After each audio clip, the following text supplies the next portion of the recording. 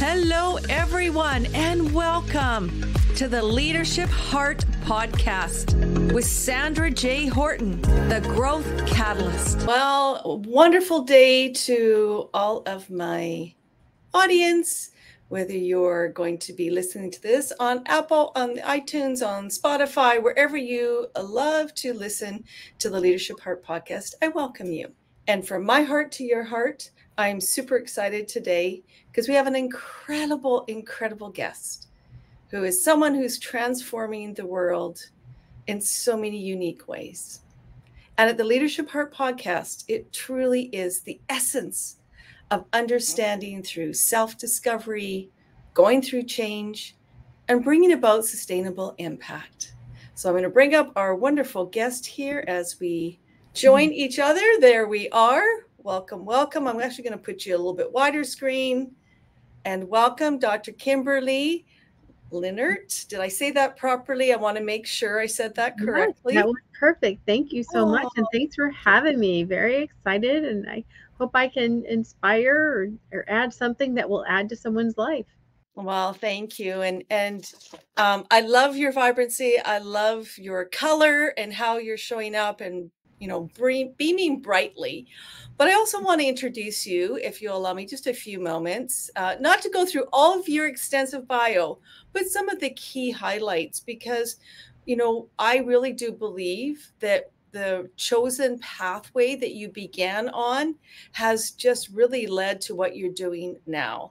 Mm-hmm. And for many individuals, you were a pioneer in the behavioral optometry and being a behavioral optometry physician, a doctor, and that you were a founder of the Optic Brain Fit Foundation. So I can genuinely say I love neuroscience, I love the brain, and I also love the eyes.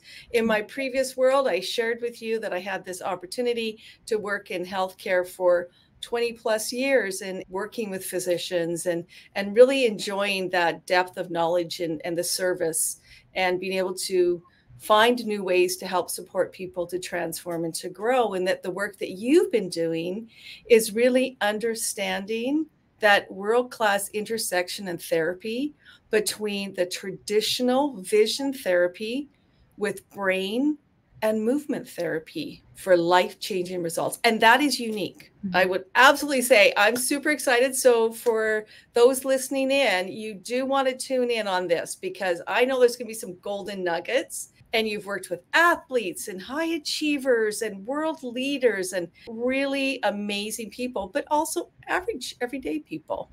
And I think that is also a reason why you want to listen. This is for the average person. This is for those that, you know, are like maybe perhaps looking for a new way to transform, to go within, to change and lead and live and lead a little bit differently, to have an incredible life, both personally and professionally. And I always love the 3 acronyms to learn, live, and lead. And I think we're aligned in these beautiful ways. And we're going to share a little bit about the great work that you're doing so we can dig into your practice, your professional international speaking, and your incredible life creator. So much to dig into. So can I just call you Dr. Kimberley? Is that okay? Yes, that's fine. I'd love to explore. So let's open up, let's begin that lovely inquiry. You are a woman who has led and is so innovative. You are that change enabler in this world. How, and this is a big question. I'm going to say this is a big question to start with. What was perhaps maybe that one moment in your life? Because I have physicians in my family. There was a personal journey. There was a early awakening to say, I want to serve in healthcare. I want to serve and help people. What was your moment? What was that inner restlessness or that stirring that made you kind of choose this pathway? Well, I've always liked helping people. And, you know, everyone has different like spiritual gifts. So one of mine is encouragement. So I like to encourage people, and I feel fulfilled when I see other people doing well. And if I can be a part of that and give them tools for that, then I that just makes me really happy. And so I knew I wanted to do something to help people, and a very high achiever most of my life, just self-driven from within. And I knew I wanted to be a doctor, but I didn't know what kind. And then I decided that optometry, which is being an eye doctor, was my best path because I don't like blood. I love that. And the thought of giving someone a shot was just like not in my wheelhouse. I love that. And it's interesting in a reflection. I always say the eyes are the gateways to our soul, and they really show so much so earlier. Many people I know, when I called on optometrists and ophthalmologists, it was interesting because they can pick up on these nuances, these changes that are occurring from the blood flow, from your IOP, intraocular pressure, and things like that. And it was really fascinating and interesting. And how do you see the eyes? What really also attracted you beyond not having to deal with all the other kind of trauma-based things? What inspires you about working through the eyes? Well, I think it was my early experience. So when I was in my first year of high school, I wanted to wear contact lenses because other people were wearing contact lenses. And at that time, they put something called thimerosal in the solutions, which a lot of people are allergic to. Yep. And basically, I got these new contacts, so excited. And I get to school, and every day I look like I've been drinking because my eyes were puffy and red. And it's because I was allergic to the thimerosal. And my doctor said, well, let's just try you in a hard contact lens. Maybe you'll do better. I was not good at putting in contact lenses. So I had to go back twice to learn how to put the contacts in the first time. And guess what? When I went to the hard lenses, I had to go back again twice to learn how to put them in. And after all that, I was still allergic to the contact lenses. And you would think that would cause me to have a bad experience. But actually, when I started thinking about what I wanted to do, I thought, I think I could be patient and kind and help my patients just like my doctor and their staff did. And so in my first job when I was in college was actually working in my optometrist's office and teaching other people how to put contacts in. A well-informed, you're an educator from the get-go. It just was in your DNA. Again, I love this to be very informal and interactionary. It was really interesting because I was working in surgical in the centers and doing these. Many people have a lot of fear attached to the eyes because without eyesight, our world is transformed into darkness. And it's interesting, isn't it? It's about perspective and how we look at our life and how we see through our own lens. Now, in your own story, so as you're, growing and you're saying, this really looks interesting. I love it. I'm natural. I'm good at educating. As you went through your, doctor and kind of really finding yourself, were there things that kind of showed up that you said, there's something missing here perhaps maybe in the medical system, in the system delivery? I'm here in Canada, you're in a different country. There's differences and nuances how service is delivered. Was that also something that really was an impetus to kind of get you to say, maybe I can do more. I can help people differently? Well, I went into my specialty really early on. Right. I was already going in that direction. And so I definitely felt like that was the way to go. And what made me go in that direction is when I was actually in my third year of school, I had a rotation where I worked in the vision therapy clinic. And there was this little boy that came in, and our school was like near the projects. Like we were in that type of neighborhood. And so this little boy came in with his mom, very sweet, very, friendly, but kind of shy and looking down, but very polite, sweet. And they said, this child needs some help with his eyes because they're not working together. And so we want you to go through, what you've been trained on. My first official patient for vision therapy. And so I did. I was working with them every week, and I'd send them stuff to do at home. And after about, 2.5 months, he'd come in and he's all up and happy and he's got this big smile. I mean, it's just like miraculously a different child. And I said to him, Darren, because I didn't know. I was just following what they told me. I said, Darren, has anything changed since we started working together? And he said, well, yes. I said, well, what is it? And he said, well, I don't feel stupid anymore. You don't feel stupid anymore? And I said, what do you mean? And he said, well, when I used to have to read out loud in class, everybody laughed at me because I couldn't read. He said, but now I can read and nobody laughs at me. And that just hit my, even now when I think of it, I almost cry. And it was so, 30 years ago.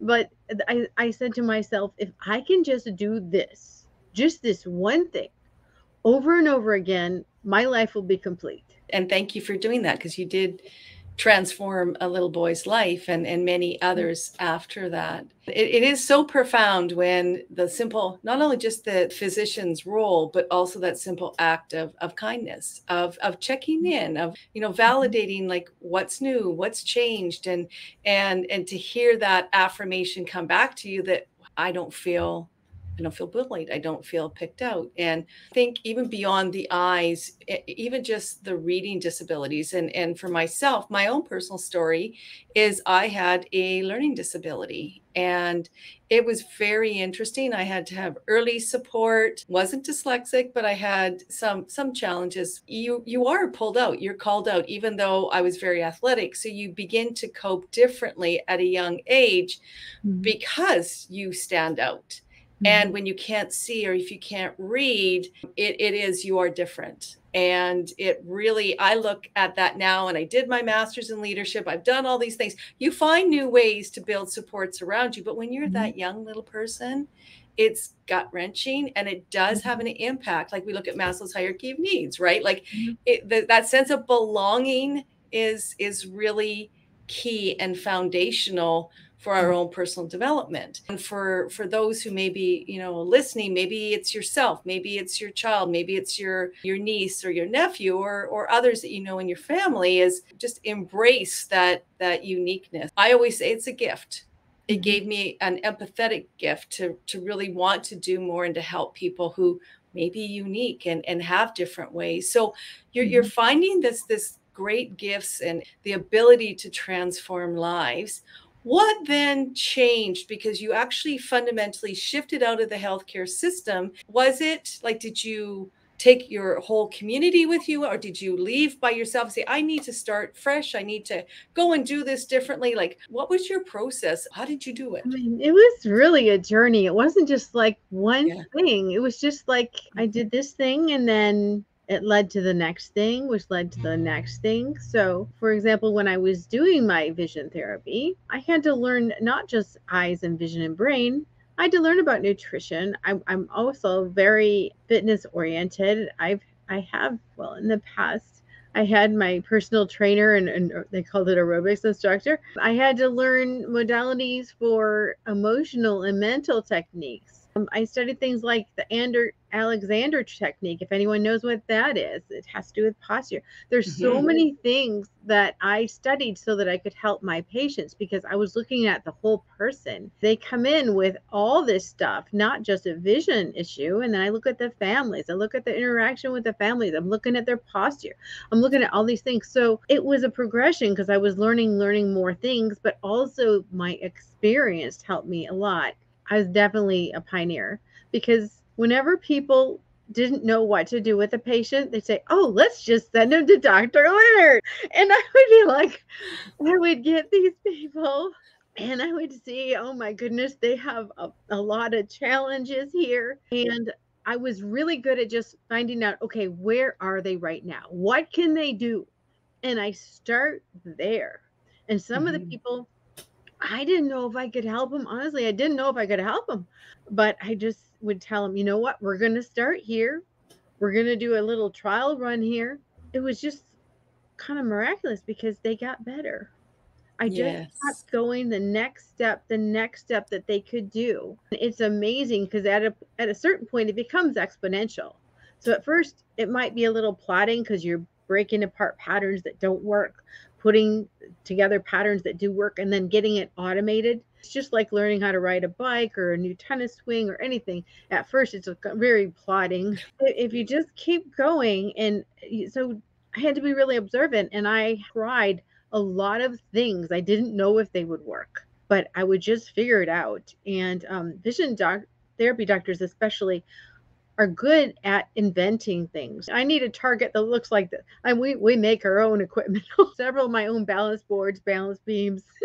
Oh, I love it. Because I want Yes. them a certain height. So for Get someone with not innovative. very good balance, they're going to have a low one. But my athletes, they needed the big ones because they had to be challenged. So I'm getting them up in these real tall ones, and they could do it, which is amazing. Yeah, I would just see where people are. So there wasn't just like all of a sudden I went from here to here. There was a colleague of mine who was a neurologist and a chiropractor. He's just brilliant. In fact, sometimes we would work with patients together because they were really tough patients. And one day I found out that he had gotten sick, and within weeks he had died, and he was just like in his late 50s. And it just hit me. This brilliant man who never wrote a book, no one's got all the experience, the knowledge he has. He just died and everything's gone. Huge loss. And I said to myself, that is not going to happen to me. I am not going to die with all this knowledge and experience in me. I have got to disseminate this. I got to send this out. So I asked someone, what do you do to disseminate a lot of information? And they said, well, you become a speaker and you write a book. And so that's what I did. I got trained by some of the best speaker trainers in the world, Les Brown and some other people. And because I was super shy, had no wish to be in front of people. But I did that. And now I have the skill. So I feel comfortable, and I wrote a book. And then a couple years later, I started the podcast. I love it, and I'm excited, and we'll dive into your book and also into the podcast, because I want everyone to make sure that they follow and they listen. And there's some amazing guests that you do have on there. One of the things that really stands out for me is your not only innovation, because that's one word, but it's that you're open to question, to get curious, and to find new ways to do things. And I think that's a powerful life lesson for all of us, like whether you're in your happy job or you're not. There's an opportunity to bring in, to manifest, to invite new opportunities and possibilities. So would there be, like, perhaps maybe 3 or 5 golden nuggets or things about, in your experience working with patients or even in your own life, that someone can do to be changed, to be more open to possibilities, to innovation? Because what I heard you say earlier is that you look at everyone holistically. So there's the mind, the body, your soul, like there's all those different elements. So first of all, just something simple, be willing to try something new. If there's something you've been thinking about, oh, one day I'd like to do that. Well, I always say nothing gets done if it's not on the calendar. So True. Make a plan to do it. At least do it once to see if you like it. And if you find things you like, do them again. It's true. As soon as you try something new or do something new, that does open up your possibilities, because you had a new experience. So that opens up your eyes. Traveling, instead of staying in your hometown, travel and open up your vision to say, oh, there's people doing different things, different ways. That always opens up your possibilities. I actually have vision exercises and things I do to help people actually open up their vision, because so many people think that they are seeing everything, but they're seeing very little. We have our central vision, and then we have our peripheral vision. And our central vision is for focusing, identifying, finding, looking at a goal and really going towards it. Super laser focus, right? And then our peripheral vision is to help us navigate. It's balance. It allows us to locate things, because it's really sensitive to movement, but not so clear. And you need both. And in our society, there's a lot more people who are central and they don't use their peripheral than the other way around. Is it because of the screens, their phones, their screen, and they totally just block everything out? I mean, some people, they could be looking at their screen and there's a fire drill and they're still, they don't even move. They don't even hear the fire drill, It's true, though. They don't even hear it. They're just like right there. That really closes down all your possibilities, because the only thing that's in your awareness is what's in front of you. To get a goal, we do need to have our goal in our vision and see it and be going towards it. So that is important. But if you don't open up your peripheral, you can't see the map, your vision as a big jigsaw puzzle. If you're central and you only see two or three pieces at a time, if what you're looking at is happy and wonderful, then you feel good. And if the piece you're looking at is like, oh, it makes me not feel good, you're going to feel bad. And then we wonder why we're moody. We wonder why we have some problem with depression. We wonder why we have fears, because when your visual field's only this big, something can jump into it unexpected that you didn't know. And that happens to people all the time. They don't realize it, but it affects them emotionally. So, what would happen if you kept your vision clear in front, looking at your goal, but you opened up your vision nice and wide? You could see the map. You could see there's a road going this way, there's a road this way, even though there's a mountain here, and that's all you could see a second ago. So you thought, how can I possibly get to my goal? Because there's this big rock. But now you can see, oh, well, over there's a helicopter pad where I can get to my goal right away. I like that one. You can see the whole path and you can navigate obstacles. When you're just central, you can't do that. But also, if you just go all peripheral and you're not central, you can't focus on anything. So you could just like wander all over the place because you don't know where you're going. Like physiological things you can do to actually open that up in it, and it opens it up emotionally, spiritually, mentally. And it's by doing practices, and those practices start to integrate in your body. And that's the key thing. Integrate something into your body. It's sustainable. It stays. You have body memory. Even people who have, dementia, and they seems like they forget everything. They forget their family. They don't know where they're at. They don't know what they're doing. They forget how to tie their shoes. I use the example of Glenn Campbell, who I think he had some kind of dementia as he got older, but if they sat him down on the stage and gave him his guitar, he could sing perfectly. Why? Body memory, integrated, totally integrated. He will never lose that. He's not going to lose that. When I'm working with people, I'm not just working with their mental. So many people are removing blocks and stuff, and that is really effective. But if you really want something to stay and have sustainable results, which I'm all about sustainable results. I mean, have you ever worked with someone or even went to a motivational talk and you're like all excited, and then you go home on Monday and people want sustainable results. They want it to be still working in a week, in a month, in 2 years, and 10 years. They want to still have those gains. And that's why what I do works so well, is because I'm integrating all those things. And I love the word integrating, because I think it's one of the most powerful words. Interesting. So I want to dive into, because we've been talking about that self-discovery, getting curious, being open, not just so siloed and kind of tunnel visioned here. It's opening ourselves up to, there's different things. It's a difference between our perspective is our own lens looking out, which is informed by our perception, which is our beliefs, our ways of coming to know the world that we know. And one of the things that I love to dive into, it's interesting when we explore individuals, and I love to hear your thoughts on this, how you approach things, whether it's from like a fixed or a growth mindset. These are how we look at life, at how we look at opportunities and possibilities. And in your experience in working with individuals, have you seen that those that are very siloed, fixed, this is the way I am, this is what I'm looking at, this is like very almost robotic, because they're in the head, not connected to the heart, to allow that flow, that integration, and being able to really be even more powerful? Have you seen that? And then with the ability to shift, open up, and have a growth mindset where, hey, there's lots of things that if I make a mistake, I fall down, it's okay. It's a learning. Oh, yeah, it's definitely that way, because there's a lot of fear, because they're anxious. They feel anxious. They don't know what's going to come in from the side. You just have to look at their body. They're like this. Yeah,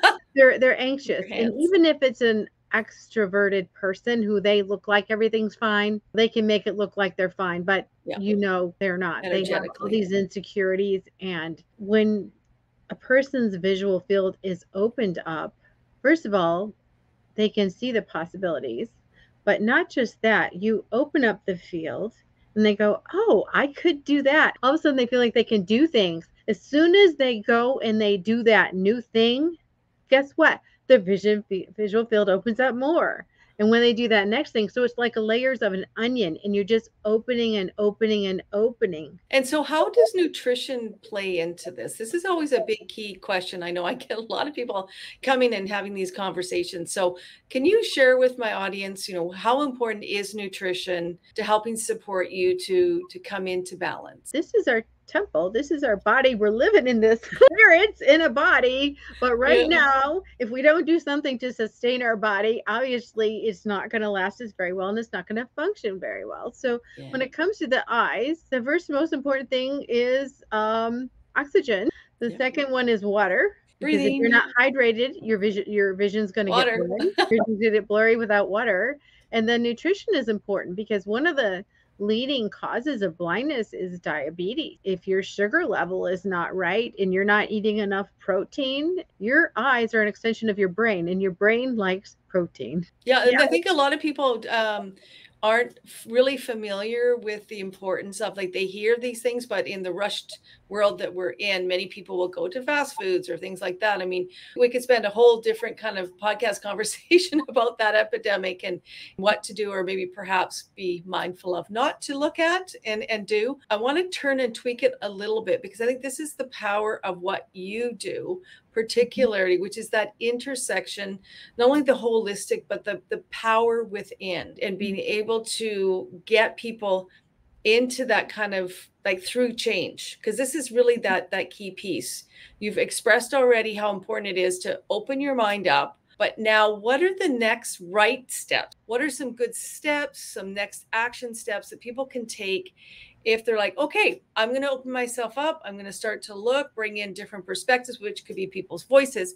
What now would be that next step to actually help support that consistent action? It just depends on what your goals are. So when I'm working with people, the first thing I want to know is, why are you here?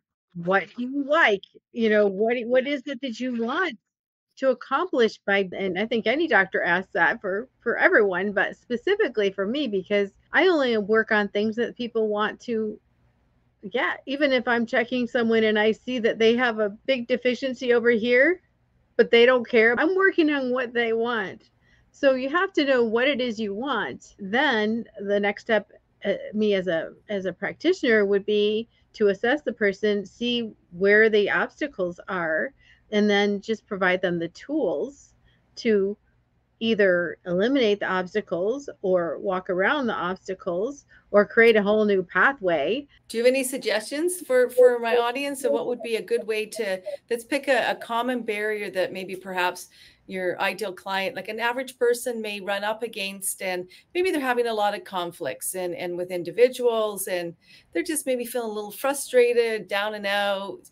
What would be some, if you have any success strategies? I always say the activate success kind of strategies to get people moving forward. One of the things when I work with people that gets better and improves always is their self-confidence. I know once you start clearing those things, that their confidence is going to soar. But it does. Confidence, I think, is really, really important, because when we're leading ourselves and we're able to understand ourselves, we're opening ourselves up to move forward, we're connecting to our heart, we're not just in our brain, we have to get into action. So for some people, it's like, well, I'm not sure, I don't know if I can do these things. But like you said earlier, if I actually go out and just get curious and do it, wow, we're going to build some confidence. This is awesome. And we're going to navigate the change, that feelings of discomfort or uncomfortability. How do you work with elite athletes or others that, or anyone really, that are feeling and experiencing that discomfort? Maybe that's even more directed to help them gain that confidence. I'm going to look at their performance and just make suggestions on what things that they can do to improve those. And a lot of times specifically with athletes, I'm looking at reaction time. I'm looking at eye-hand coordination. When someone can see the ball faster and they can see the whole field, let's say baseball, they can see the ball faster, they can see the whole field and know what's going on the whole field at the same time, they can put their body into motion faster, which affects your reaction time. And when you're working with athletes, 1% change is huge, 1% can mean the difference between elite and just expert. It's so they have to have that just little, you think it's just, you don't need these huge changes because they're already good. You just have to do those smaller things. Working with this high schooler, and she was on 3 different softball teams. So the family was really into softball, these 3 traveling teams. They brought her because they wanted her to be even better at the sport. Her mom told me that they were driving in the car. Mom was driving. She was sitting in the front seat. And she said, "Mom, I can see you." And she said, "What do you mean you can see me?" She said, "I can see you." And she said, "What do you mean?" The girl said, "Well, before when we were sitting in the car, and if I'm looking straight ahead at the road while we're driving, I can't see you." She said, "But now I can see the road. And while I'm seeing the road, I can see you." And you know what, I'm saying, Dr. Kimberley, I think this is really important even for our own personal leadership. Because if you walk into a meeting, as an example, let's look at average everyday people, and we're walking into our meetings, we're on autopilot, we're just very narrow tunnel vision, just coming in. These are my thoughts. Maybe they're good, maybe they're not, or they're wonderful thoughts. We're very focused. If we take that moment of observation, of bringing in with intention that peripheral, what's around me, what else can shift, what else can be changed in what our interactions and how we build and go and navigate through our changing, like our even our meetings and what's changing around us. This is where I see it really anchoring in. So the importance of what you're sharing is stop, observe, and then with intention, look outside of yourself. Exactly. And you can go really deep with that, because if you are really aware as you walk into the room, you feel the room, see everyone in the room, and you can even feel different energies. And even if you're not looking straight at someone, as you sit down, you can kind of notice people's body language. You can notice even their mood, everything you can notice when you're expanded out. But when you're just inside, something could happen in the meeting you weren't expecting. All of a sudden, someone gets really upset. No one knew that person was going to get upset. But if they were paying attention, they would realize that that person already came in, already kind of riled up. Yeah, and I think this is really key. And as we're kind of going through, we've done a little bit of the self-discovery and what we can look at through the change. Again, we're expanding, we're able to adapt. I also like to resonate, and I know we're a little bit past time, but I think this is so powerful and really important conversation for individuals. And as emotional intelligence practitioner, to me, this is a key thing in leadership and in our world is emotional intelligence. So how do you bring in emotional intelligence into the work that you do? Because it really starts at the very essence of us. This is going to sound so simple. Care enough about the other person to really feel them, like not even before you even speak or they speak. Put your total attention on them. And when they speak, listen to what they say, but also think about, what are they really saying? What are they really saying to me? Are they really saying the words they're saying, or do they mean something else? Taking the time and really, really listening, because that's one of my superpowers. I am totally absorbed in what someone's saying, and I want to hear what they have to say, and I want to understand what they have to say. And if you're not sure exactly what they mean because of the way they said it or whatever, I think you should say, "I heard this, but can you tell me more about that?" I use that a lot, even with my patients. "Can you tell me more about that?" "Oh, my eyes are hurting." "Could you tell me more about that?" "Oh, when do they hurt?" "Oh, when does this happen?" So I just go get really super curious, so they know I'm 100% have my attention on them. Everybody wants attention. It's a currency, maybe more powerful than money. People want attention. And when you give someone the grace of your full attention, and then understanding and making sure you understand them, and then you take a minute, and then you respond, that's communication. Those were gold nuggets. Thank you. all of what you're saying is so powerful and so important. And what I also appreciate is in listening is not only your tonality, I think is very important, but your pacing and leading at the same time, matching and mirroring. So if I kind of go forward, backwards, I kind of match and mirror as well as we become attuned to individuals as we're going towards the close of the podcast and building that. And do you have any, as your story was unfolding as a woman leader and an innovator, where do you see the next 5-10 years evolving in this whole behavioral optometry, the work that you're doing? Where do you see that really going? And what kind of profound impact do you see in the world? Because I think it's very powerful work that you do. The reason I started the podcast and I'm, on your podcast today, thank you for the is support, because I want people to have the tools. So my impact is at this point taking what I know and just trying to share it with as many people as possible. And of course, I'm always learning. I am constantly learning. I think curiosity is one of the most important characteristics to have in life, because you never ever get bored. You're always having fun because you're learning something new. Yes. I love that. And I thank you for the extra time today. And I just have a couple of last questions of curiosity, because I love curiosity. I always, as we kind of conclude, are there any key strategies that, for that person who just is active, who wants to really live more fulfilled, to live with balance, to have an incredible life? When you wake up in the morning, say, who am I? Or who do I want to be? If I'm not who I want to be, who am I? Who would I want to be today? And what would I like? And throughout the day, if you find yourself a little dissatisfied or in kind of a funky mood, just what would I like right now? And sometimes it's just, I just like to sit down for a moment and take a breath.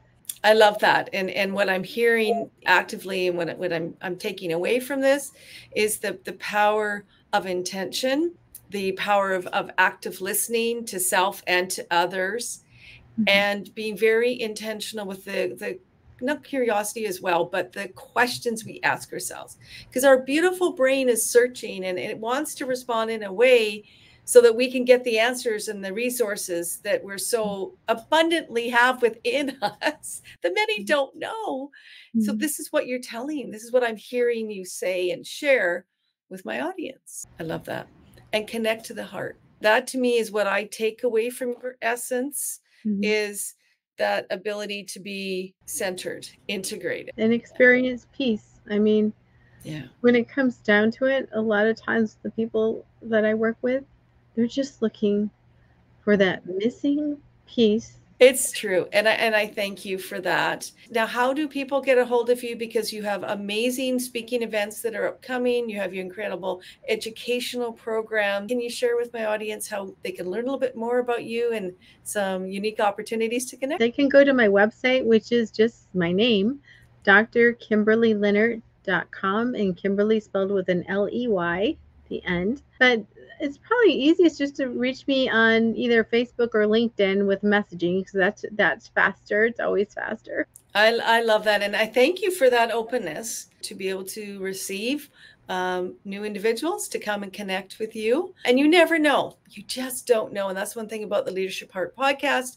is that we're here to ignite your heart, to share our leadership stories like what Dr. Kimberley has shared today. I just really appreciate your practical suggestions, some of your tips, tools, and insights. As I always say, I kind of ground myself into that, because we all have different ways of sharing our heart and our leadership. What a wonderful opportunity that you've taken the courage to go out and create this for the world, to transform lives. And for that, I'm eternally grateful, and to build this connection authentically with yourself. And I thank you so much for this gift of your time, of your expertise. With that, we'll say this is the end of the Leadership Heart podcast.